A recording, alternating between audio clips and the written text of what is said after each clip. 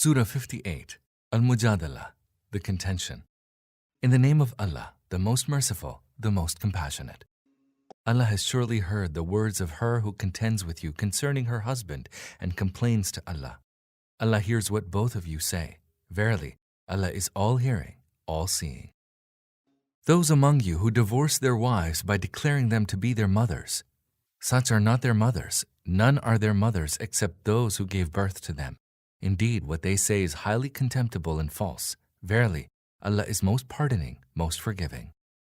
Those who declare their wives to be their mothers and thereafter go back on what they have said shall free a slave before they may touch each other. That is what you are exhorted to do. Allah is fully aware of all your deeds. And he who does not find a slave to free shall fast for 2 months consecutively before they may touch each other. And he who is unable to do so shall feed 60 needy people. All this is in order that you may truly believe in Allah and His Messenger. These are the bounds set by Allah, and a grievous chastisement awaits the unbelievers. Verily, those who oppose Allah and His Messenger shall be brought low, even as those before them were brought low. Surely, we have sent down clear signs, and a humiliating chastisement awaits the unbelievers. A chastisement that shall come upon them on the day when Allah will raise them all to a new life, and will inform them of their deeds. Allah has recorded it while they have forgotten it. Allah is a witness over everything. Are you not aware that Allah knows whatever is in the heavens and whatever is in the earth? Never is there any whispering among 3, but He is their 4th, nor among 5, but He is their 6th, nor fewer nor more, but He is with them wherever they may be. And then He will tell them on the day of judgment all that they have done. Surely Allah knows everything. Have you not seen those who were forbidden to whisper, and yet they engaged in what they had been forbidden? They secretly converse among themselves concerning sin and transgression and disobedience to the Messenger. And when they come to you, they greet you in a manner that Allah does not greet you, and say to themselves, why does Allah not chastise us for these utterances of ours? Hell it is that shall suffice them, and in it they will burn. How woeful is their destination. Believers, when you converse in secrecy, let that not be concerning sin and transgression and disobedience to the Messenger. Rather, converse concerning virtue and piety, and fear Allah to whom all of you shall be mustered. Whispering is an act of Satan, one that aims at causing grief to the believers, yet without Allah's leave no harm can be caused to them. So, in Allah should the believers put all their trust. Believers, when you are told, make room for one another in your assemblies, then make room.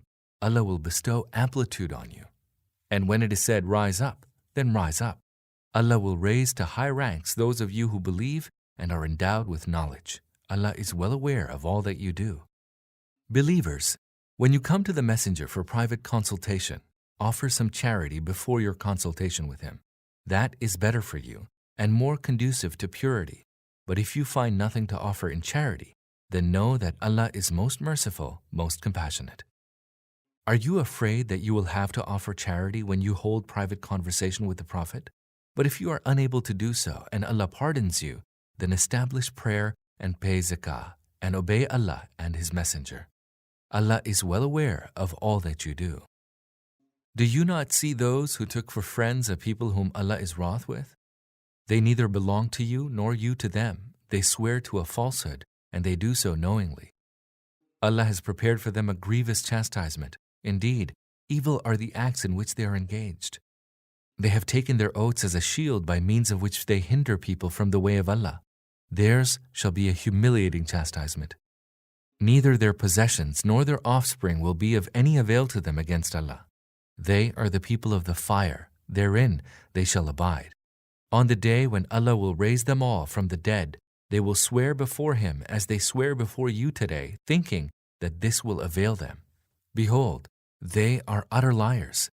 Satan has gained mastery over them and has made them neglect remembering Allah. They are the party of Satan. Behold, the party of Satan will be the losers. Verily, those who oppose Allah and His Messenger will be among the most abject beings. Allah has written, surely I will prevail, I and my messengers. Verily, Allah is most strong, most mighty.